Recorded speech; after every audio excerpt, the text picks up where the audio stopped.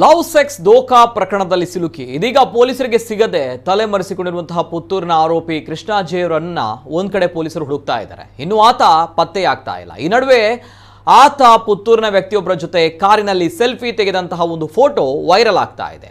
ಇನ್ನು ಸೆಲ್ಫಿ ತೆಗೆದ ಫೋಟೋದಲ್ಲಿ ಆರೋಪಿ ಕೃಷ್ಣ ಜೇವರಾವ್ ಕೂಡ ಕಾಣಿಸ್ತಾ ಇದ್ದಾನೆ. ಈ ಬಗ್ಗೆ ಸ್ವತಃ ಫೋಟೋದಲ್ಲಿರುವ ಪ್ರಜ್ವಲ್ ಘಾಟೆ ಎನ್ನುವ ವ್ಯಕ್ತಿ ಮಾಧ್ಯಮಕ್ಕೆ ಸ್ಪಷ್ಟನೆ ನೀಡಿದ್ದು, ಇದು ನನ್ನ ಫೋಟೋ ವೈರಲ್ ಆಗ್ತಾ ಇದೆ.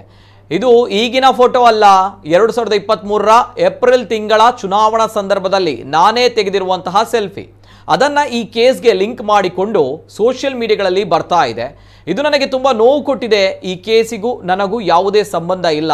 ಪೊಲೀಸರ ಯಾವುದೇ ತನಿಖೆಗೂ ಕೂಡ ನಾನು ಸಿದ್ಧನಿದ್ದೇನೆ ಎಂದು ಈ ಸಂದರ್ಭ ಈ ವಿಡಿಯೋದಲ್ಲಿ ಪ್ರಜ್ವಲ್ ಘಾಟೆ ಅವರು ಸ್ಪಷ್ಟೀಕರಣವನ್ನ ನೀಡಿದ್ದಾರೆ. ಇವತ್ತು ಬೆಳಿಗ್ಗೆಯಿಂದ ಒಂದು 10 ಗಂಟೆ ಸುಮಾರಿನಿಂದ ನನ್ನ ಫೋಟೋ ವೈರಲ್ ಆಗ್ತಾ ಇದೆ. ಸೋಷಿಯಲ್ ಮೀಡಿಯಾ ಹಾಗೂ ನ್ಯೂಸ್ಗಳಲ್ಲಿ ನನ್ನ ಫೋಟೋ ಒಂದು ವೈರಲ್ ಆಗ್ತಿದೆ. ಈ ವಿಷಯದ ಬಗ್ಗೆ ಸ್ಪಷ್ಟನೆ ನೀಡಲಿಕ್ಕೆ ನಾನು ಇವಾಗ ಬಂದಿದ್ದೇನೆ.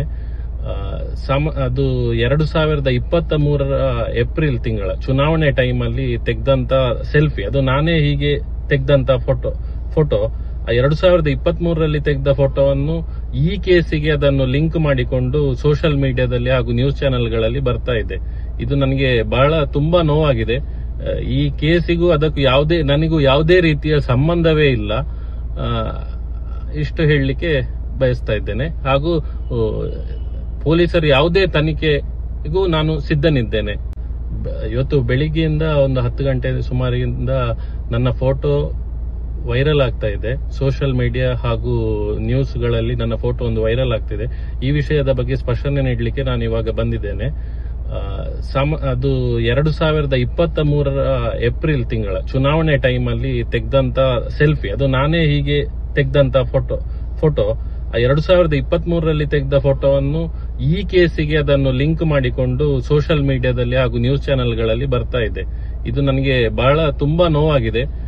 ಈ ಕೇಸಿಗೂ ಅದಕ್ಕೂ ನನಗೂ ಯಾವುದೇ ರೀತಿಯ ಸಂಬಂಧವೇ ಇಲ್ಲ.